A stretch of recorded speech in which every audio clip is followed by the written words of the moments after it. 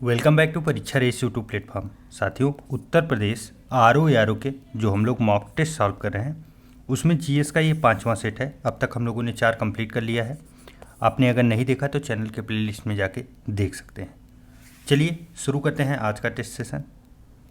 चलिए शुरू करते हैं। आज का पहला प्रश्न है, निम्नलिखित सागरों का पश्चिम से पूर्व का सही क्रम क्या है। पश्चिम से पूर्व कौन कौन से सागर दिए गए हैं?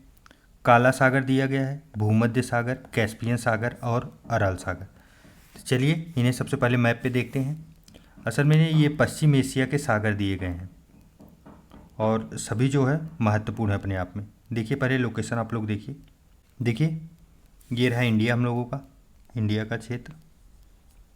उसके बाद इसके पश्चिम साइड में आएंगे तो फिर ये देखिए मेडिटेरियन सी। ये क्या है? मेडिटेरियन सी अर्थात भूमध्य सागर। ये रहा भूमध्य सागर। लोकेशन आप लोग देखिए सबसे पश्चिम साइड में है। उसके बाद थोड़ा सा पूर्व में देखेंगे ना तो ये देखिए ब्लैक सी। ये क्या है? ब्लैक सी। और थोड़ा सा अगर और ऊपर आएंगे तो ये रहा कैस्पियन सी, कैस्पियन सागर। और एकदम ऊपर आएंगे तो अराल सी आएगा, कजाकिस्तान और उज्बेकिस्तान के बॉर्डर पर। तो जो हम लोगों का पश्चिम से पूर्व क्रम बनेगा वो क्या बन रहा है? तो सबसे पश्चिम में क्या आएगा? भूमध्य सागर आएगा। उसके बाद फिर ब्लैक सी, काला सागर जिसे बोलते हैं, फिर कैस्पियन सागर और उसके बाद अरल सागर। यही होगा क्रम हम लोगों का। चलिए इस मैप को मैं यहीं साइड में लगा दे रहा हूँ। आप लोग जब PDF डाउनलोड करिएगा तो वहाँ से आप लोग इसे देख लीजिएगा, एक बार फिर से रिवाइज कर लीजिएगा। तो इसमें सबसे पश्चिम में क्या था? सबसे पश्चिम में था भूमध्य सागर, फिर काला सागर, फिर आता है कैस्पियन सागर, फिर आता है अरल सागर। तो सही जवाब जो बनेगा हम लोगों का वो क्या बनेगा? Option number C. चलिए नेक्स्ट है, दिए गए झीलों को उनके राज्य के साथ मैच कराइए। झील दिए गए हैं और राज्य, तो चलिए मैच कराते हैं। सोंगमो झील कहाँ की है? सिक्किम। सोंगमो झील सिक्किम। फिर उसके बाद हुसैन सागर झील, यह कहाँ की है? तेलंगाना। हुसैन सागर तेलंगाना। उसके बाद फिर पोवई झील, पोवई झील कहाँ की है? ये महाराष्ट्र की है। और वीरानम झील जो है यह कहाँ की है? तो यह तमिलनाडु की है। तो इस प्रकार जो हम लोगों का कूट बनेगा वो क्या बनेगा? 3421। 3421 सही जवाब ऑप्शन नंबर ए। चलिए नेक्स्ट, हिमालय क्षेत्र की कृषि का एक प्रकार है। कौन सा प्रकार जो है हिमालय क्षेत्र में कृषि के लिए प्रयोग होता है? तो देखिए इसमें जो हिमालय के लिए प्रयोग होता है ना कृषि का क्षेत्र, वो खिल है। खिल जो है, खिल प्रकार की खेती वहाँ पे होती है। और यहाँ पे देखिए ऑप्शन नंबर ए में दिया गया दीपा। दीपा कहाँ पे होता है? दीपा जो है ये छत्तीसगढ़। छत्तीसगढ़ शॉर्टकट में आप लोग ऐसे लिख लीजिए। उसके बाद फिर नेक्स्ट बीरा। बीरा जो है ये MP मध्य प्रदेश में। और वालरा, लास्ट में क्या है? वालरा। यह कहाँ होती है? तो ये राजस्थान में, राजस्थान की। चलिए नेक्स्ट है, रेशम का प्रकार और राज्य। कौन सा राज्य जो है किस रेशम के लिए अग्रणी है यह पूछा जा रहा है। इसमें से नहीं मैच कौन कर रहा है यह पूछा गया है। प्रश्न है कि कौन मैच नहीं कर रहा है। टसर रेशम छत्तीसगढ़ में है? नहीं, ये गलत है। टसर रेशम जो है झारखंड, झारखंड। यही हम लोगों का मैच नहीं था। इरी रेशम असम में, सही है। मूंगा रेशम असम में, यह भी सही है। सहतूत रेशम कर्नाटक में, यह भी सही है। चलिए नेक्स्ट है, चर्चा में रही गैलाथिया की खाड़ी निम्नलिखित में से कहाँ स्थित है? गैलाथिया की खाड़ी तो कहाँ स्थित है गैलाथिया की खाड़ी? देखिए अंडमान और निकोबार द्वीप समूह में। असल में ये चर्चा में क्यों आया? यहाँ पे ना कछुआ टर्टल की नेस्टिंग है। नेस्टिंग अर्थात ये लोग नेस्ट मतलब वहाँ पे घर घोंसले टाइप का बना के उपस्थित रहते हैं, वहाँ रुकते हैं और बहुत ज़्यादा संख्या में रुकते हैं। इनका जो है निवास स्थान है, इसीलिए ये चर्चा में आया था। इम्पॉर्टेंट है, याद रखिएगा। चलिए नेक्स्ट है, भारत का पहला फायर पार्क कहाँ पर स्थापित किया गया? पहला फायर पार्क जो है कहाँ पे? उड़ीसा, उड़ीसा में। चलिए नेक्स्ट है, गोदावरी की सहायक नदियों में निम्नलिखित में से कौन सी नदी शामिल नहीं है? 3 जो है गोदावरी की सहायक नदियां हैं, एक उसमें नहीं है, कौन सी है? तो वो है डिंडी। डिंडी जो है गोदावरी की सहायक नहीं नदी नहीं है, बल्कि किसकी है? कृष्णा की। चलिए नेक्स्ट है, निम्नलिखित नदियों में से कौन सी नदी अंतःस्थलीय नदी का उदाहरण है? अंतःस्थलीय अर्थात अंतःस्थलीय का मतलब क्या हुआ? इसका मतलब ये हुआ कि ये स्थल पे ही खो जा रही है या समाप्त हो जा रही है। क्यों? क्योंकि ये समुद्र तक नहीं पहुंच पा रही है, दलदली क्षेत्र कहीं पा रही है, कहीं रेतीला क्षेत्र, ऐसे चीज़ों में समा जा रही है। तो कौन सी ऐसी नदी है? तो ये चार के चारों नदी हैं, आप लोग याद रखिए, लूनी, घग्गर, रूपेन और सरस्वती, चारों नदियाँ।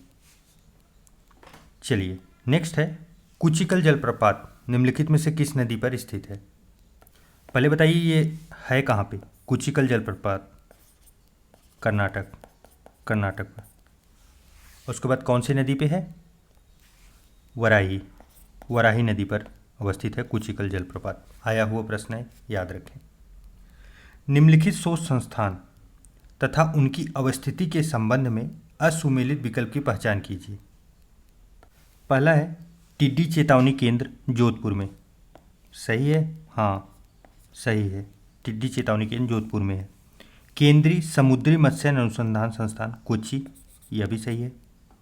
राष्ट्रीय जैव उर्वरक विकास केंद्र हैदराबाद, सही है? नहीं, ये गलत है। हैदराबाद में नहीं अवस्थित है, बल्कि कहाँ पे है? गाजियाबाद में, गाजियाबाद यूपी में। नेक्स्ट है केंद्रीय भैंस अनुसंधान संस्थान हिसार की भैंस मशहूर है, ये तो पता ही हम लोगों को। तो जो सही जवाब बनेगा ऑप्शन नंबर सी मैच नहीं कर रहा था, बाकी सभी मैच कर रहे हैं। चलिए नेक्स्ट, कोयला खदानें दिया गया है और उनकी स्थापना कब हुई थी या उनका राष्ट्रीयकरण कब किया गया था, इसके बारे में दिया गया। दो सूचियाँ मैच कराइए। चलिए पहला है कोयला खदानों का राष्ट्रीयकरण। कोयला खदानों का राष्ट्रीयकरण कब किया गया था? तो 1972 में, 1972 में। और उसके बाद है फिर कोल इंडिया लिमिटेड की स्थापना कब किया गया था? 1975 में, याद रखिए। उसके बाद ऑयल इंडिया लिमिटेड की स्थापना कब हुई थी? 1959 में। और तेल एवं प्राकृतिक गैस निगम की स्थापना 1956 में। इस प्रकार जो सही कोड बनेगा क्या बनेगा? 4123 अर्थात ऑप्शन नंबर डी। देखिए ईयर न पूछे जा रहे हैं यूपीपीएससी आयोग से, ईयर मैच कराने के लिए अधिनियम के ईयर या तो फिर कोई महत्वपूर्ण राष्ट्रीयकरण हुआ था, इन सब चीज़ों के ईयर बहुत पूछे जाते हैं, याद रखिएगा। निम्नलिखित में से जनजाति व उनके निवास स्थान के संबंध में सही सुमेलन की पहचान कीजिए। कोन्यर जनजाति जो है कहाँ, नागालैंड में पाई जाती है? हाँ ये सही मैच है। और हो बिरहोर ये झारखंड की है, हाँ आया भी है प्रश्न प्रीवियस ईयर में। बैगा और मुरिया ये भी मध्य प्रदेश की हैं। तो सभी जो है मैच हैं, करेक्ट है। आप लोगों को अगर याद ना हो तो याद कर लीजिएगा, ये भी जनजातियाँ जो हैं महत्वपूर्ण हैं। नेक्स्ट है भारतीय उपमहाद्वीप किस प्राणी भौगोलिक प्रदेश में आता है? तो भारतीय उपमहाद्वीप किस प्राणी भौगोलिक प्रदेश में आता है? ओरिएंटल, किसमें? ओरिएंटल में, ओरिएंटल प्राणी भौगोलिक प्रदेश में आता है। अच्छा इसके साथ और भी कुछ देश जो है आते हैं, कौन कौन से? श्रीलंका और म्यांमार, फिलीपींस, ताइवान, ये सब देश जो है ना भारतीय महाद्वीप के साथ आते हैं। कौन से क्षेत्र में? ओरिएंटल में। नेक्स्ट है लेपोलिथ तथा फेकोलिथ किस वर्ग की चट्टानें हैं? कौन कौन सी? लेपोलिथ और फेकोलिथ, ये सब ना आग्नेय शैल की चट्टान है, महत्वपूर्ण है, आप लोग याद रखिए, ऑप्शन नंबर ए। चलिए नेक्स्ट, दो कूट दी गए हैं, मैच कराइए। भूमध्य सागरीय प्रदेश में गर्मी के मौसम में वर्षा नहीं होती, क्या ऐसा सही है? जी ये पूरी तरह से सही है, क्योंकि वर्षा के लिए ना ह्यूमिडिटी बनना आवश्यक है, और गर्मी एकदम जब पूरी तरह से प्योर गर्मी पड़ती है ना तो ऐसा मौसम नहीं बन पाता भूमध्य सागरीय क्षेत्र में खास करके। नेक्स्ट है गर्मी के मौसम में व्यापारिक पवन इस प्रदेश के ऊपर नहीं बहती हैं, क्या यह सही है? जी नहीं, ये गलत है। व्यापारिक पौने बहना क्यों बंद हो जाएंगी? बल्कि गर्मी के समय जो है तो और अच्छे से बहती हैं। तो व्यापारिक पौने जो हैं गर्मी के समय में बहती हैं, नहीं, यहाँ गलत होगा। और एक चीज़ आप लोग याद रखिएगा, सर्दी, जबकि अगर सर्दी आती है तो सर्दी में जो है ना पछुआ पौने चलती हैं। कौन सी? पछुआ। महत्वपूर्ण है। भूमध्य सागरीय क्षेत्र के बारे में बात की जा रही है। तो एक तो गलत हो गया, एक सही। देखिए इस वाले कूट में जहाँ भी आपको कथन और कारण वाले मिलेंगे ना, अगर आप ढूंढ लिए कि एक गलत है तब आपका आंसर मिल चुका है और आपको कुछ आता है या नहीं। देखिए इसमें आर गलत है, आर गलत एक ही जगह होगा ही ऑप्शन में, वो सिर्फ कहाँ है? ऑप्शन नंबर सी में। देखिए आर असत्य है। अगर पहले में देखेंगे तब भी आर सत्य है, सेकंड में देखेंगे तब भी आर सत्य है, और थर्ड में देखेंगे तब भी आर सत्य है। एक में आर असत्य होगा और एक में ए असत्य होगा। तो इसलिए ऐसे प्रश्न अगर एक गलत आप ढूंढ लिए ना, तुरंत आंसर मिल गया आपको। चलिए, निम्नलिखित में से कौन सा युग्म सही सुमेलित है? देखिए पहला क्या है? डल्ली राजहरा, ये खान तांबे के लिए मशहूर है। सही है? नहीं, गलत है। तांबे के लिए नहीं बल्कि लौह अयस्क के लिए। यह है कहाँ पे? छत्तीसगढ़ में। छत्तीसगढ़। तो यह तो मैच नहीं कर रहा है। दूसरा है खेतड़ी सिंघाना, लौह अयस्क के लिए। यह भी गलत है। खेतड़ी कहाँ पे है? राजस्थान। और यह किसके लिए है? तांबा, तांबे के लिए मशहूर। नेक्स्ट है लोहारदग्गा, बॉक्साइट के लिए। क्या ये सही है? हाँ बिल्कुल सही है। कहाँ पे अवस्थित है ये झारखंड में है, झारखंड। आप लोग याद रखिए। नेक्स्ट है जावर अभ्रक, जावर खान अभ्रक के लिए। यह गलत है। जावर अभ्रक के लिए नहीं बल्कि जस्ता के लिए, जस्ता। ये जावर अवस्थित कहाँ पे है? उदयपुर, राजस्थान। चलिए, इस प्रकार सही जवाब था लोहारदग्गा बॉक्साइट के लिए मशहूर है, झारखंड में। नेक्स्ट है कैस्पियन सागर से कितने देशों की सीमा स्पर्श करती है? देखिए ये क्या है? कैस्पियन सागर, कैस्पियन सागर। चलिए अब देखते हैं। देखिए तुर्कमेनिस्तान एक, पहला हो गया। दूसरा हो गया कजाकिस्तान, दूसरी सीमा। तीसरी रसिया, रसिया की सीमा आप लोग देख रहे हैं ना, ये रसिया की सीमा है। यहाँ से लेके यहाँ तक की सीमा रसिया की लगी है। उसके बाद चौथा जो है अजरबैजान, अजरबैजान की भी सीमा जो है लगती है कैस्पियन सागर से। और पांचवा जो लास्ट है वो है ईरान, नीचे एकदम लास्ट। टोटल कितने लोगों की सीमा लग रही है? पाँच देश ऐसे हैं जिसकी सीमा जो है कैस्पियन सागर से लगती है। मैप को मैं साइड में लगा दे रहा हूँ, आप लोग इसे डाउनलोड करके फिर से एक बार देख लीजिएगा। चलिए तब सही जवाब क्या बनेगा? पाँच देश की सीमा लगती है। नेक्स्ट है निम्नलिखित कथनों पर विचार कीजिए तथा कूट की सहायता से सही विकल्प का चयन कीजिए। वैश्विक वित्तीय स्थिरता रिपोर्ट, वैश्विक वित्तीय स्थिरता रिपोर्ट अंतर्राष्ट्रीय मुद्रा कोष द्वारा जारी किया जाता है। हाँ ये सही है, पूरी तरह सही है। और ease of doing business report विश्व बैंक द्वारा जारी किया जाता है, यह भी सही है। दोनों महत्वपूर्ण रिपोर्ट हैं। आप लोग करंट अफेयर जब भी पढ़िएगा इन पे विशेष ध्यान रखिएगा, खास करके किसको विश्व बैंक का जारी करता है, अंतर्राष्ट्रीय मुद्रा कोष जारी करती है, या फिर कोई अंतर्राष्ट्रीय संस्था अगर कोई मुद्रा जारी कर रही है ना, बड़ी संस्था, बहुत इंपॉर्टेंट हो जाता है। इसके साथ आप यूनाइटेड नेशन पे भी विशेष ध्यान रखिए। ये लोग जो जारी करते हैं ना, वो बहुत परीक्षाओं में पूछे भी जा सकते हैं, पूछे जाते हैं, पूछे भी जाएंगे, अभी लगातार बने रहेंगे। तो सही जो ऑप्शन नंबर सी बनेगा।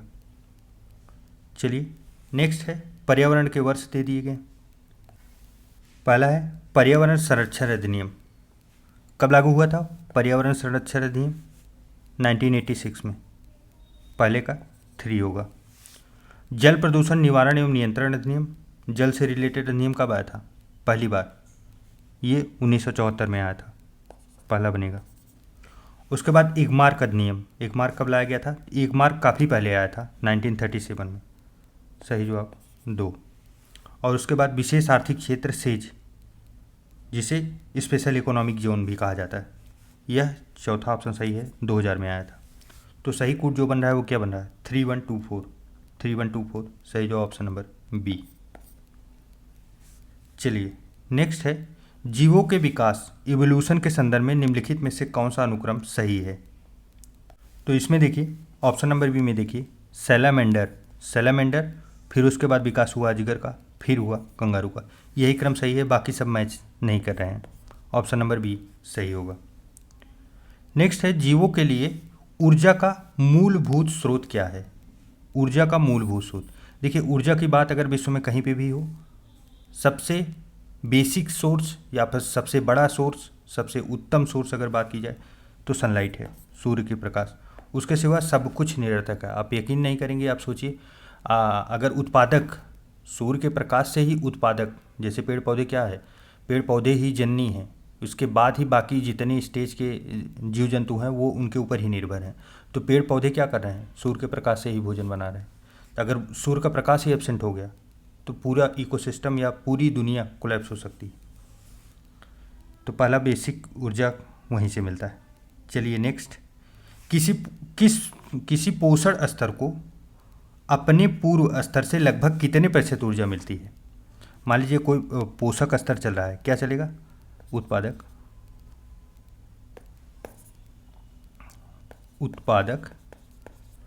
फिर उसके बाद क्या आएगा, प्राइमरी, फिर सेकेंडरी, ये सब पोषक स्तर है।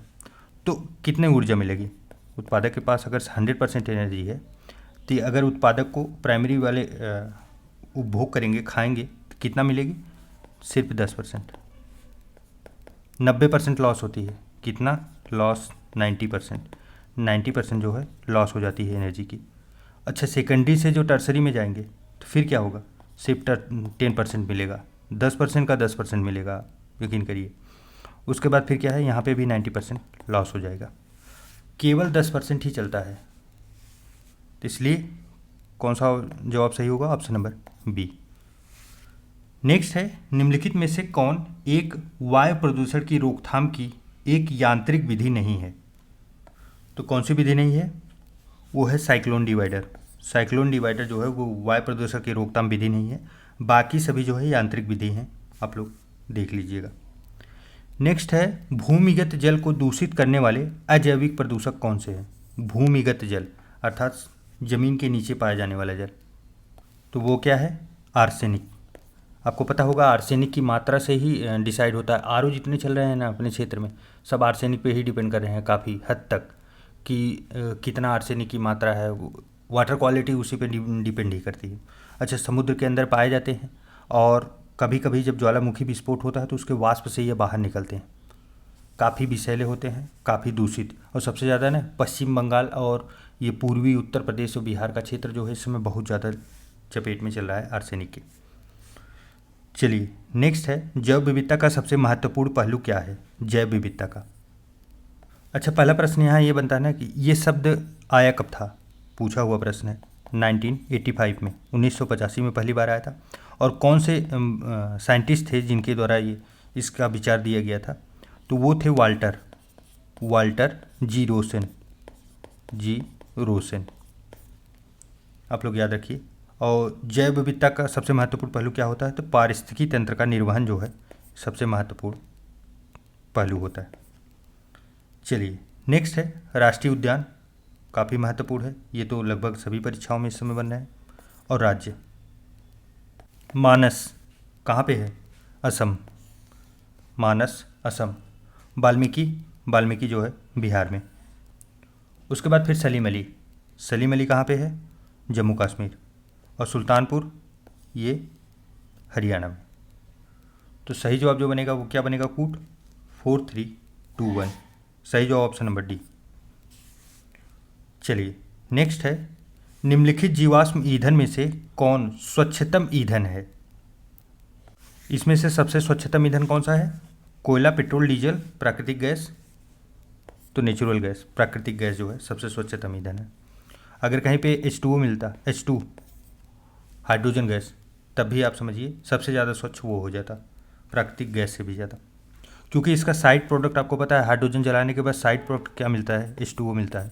वाटर के साथ रिएक्ट करके ये पानी बनाता है। और पानी अगर कहीं बनता है तो पानी ख़राब थोड़ी है, पानी तो एनवायरनमेंट के लिए फ़ायदेमंद है ना। इसीलिए इसे फ्यूचर की एनर्जी बताई जा रही है। और इसकी मात्रा बहुत ज़्यादा है, लेकिन समस्या ये हो रही है ना हाइड्रोजन के साथ, कि इसको यूज़ करने की अभी प्रौद्योगिकी जो हम लोगों की टेक्नोलॉजी है वो डेवलप नहीं हो पाई है। उसी पे काम चलाया जा रहा है अच्छा खासा, लेकिन आज नहीं तो कल देखिए हम लोगों को सफलता ज़रूर मिलेगी। नेक्स्ट है राष्ट्रीय पर्यावरण अभियांत्रिकी संस्थान स्थित है, इसे क्या बोलते हैं? नीरी। नीरी कहाँ पे है? तो नागपुर में, नागपुर महाराष्ट्र में। अच्छा, इसकी स्थापना कब हुई थी? 1958 में। नेक्स्ट, जैविक एवं अजैविक संगठनों के मध्य बिचौलिए का कार्य कौन करता है? कोई जैविक हैं और कुछ अजैविक पदार्थ हैं, उनके बीच में जो है बिचौलिए का काम कौन करेगा? उत्पादक। आपको पता है ना, जैसे कोई सड़ गल गया, अब यहाँ की जो एनर्जी है ये कैसे यूज में आएगी? ये यूज में लेके आएंगे जो हम लोगों के पेड़ पौधे हैं। पेड़ पौधे इसको खा के फिर एक नई एनर्जी बनाएंगे, फिर जो है प्राइमरी स्टेज के पशु इस पेड़ पौधों को खाएंगे, फिर प्राइमरी स्टेज को जो है सेकेंडरी स्टेज के जो है जीव जंतु खाएंगे। तो इस प्रकार से ये पूरी तरह से आप सोचिए मिट्टी से ये भोजन बना रहे हैं, बदल दे रहे हैं। तो यही होते हैं उत्पादक। चलिए नेक्स्ट है, उत्तर प्रदेश में किस जिले में स्थित सूर सरोवर को रामसर साइट घोषित किया गया है? सूर सरोवर, सूर सरोवर रामसर साइट कहाँ पे है? पीछे वाले टेस्ट पेपर में हमने आपको बताया भी था, याद रखिए, आप लोग कंफ्यूज मत कीजिए। आगरा, आगरा का सूर, आप लोग ऐसे याद करेंगे तो नहीं भूलेंगे, आगरा का सूर। चलिए नेक्स्ट, ग्रेनाइट पट्टियाँ तथा स्लेट बनाए जाते हैं। ग्रेनाइट पट्टियाँ और स्लेट कहाँ बनाए जाते हैं? ये ललितपुर में बनाए जाते हैं, ललितपुर में। चलिए नेक्स्ट है, निम्नलिखित में से किस नगर को महोदय श्री के नाम से जाना जाता है? एंशियंट हिस्ट्री से प्रश्न बना है। एंशियंट ज़माने में बोला जाता था महोदय श्री, किसको? कन्नौज को, याद रखिएगा। इस समय क्या बोला जाता है? इत्र नगरी, इत्र नगरी। चलिए इस प्रकार साथियों आज का टेस्ट पेपर जो है समाप्त हुआ। आपके कितने सही हुए कमेंट करके ज़रूर बताइएगा। चलिए मिलते हैं एक नए वीडियो में, तब तक के लिए ढेर सारा प्यार। नमस्कार।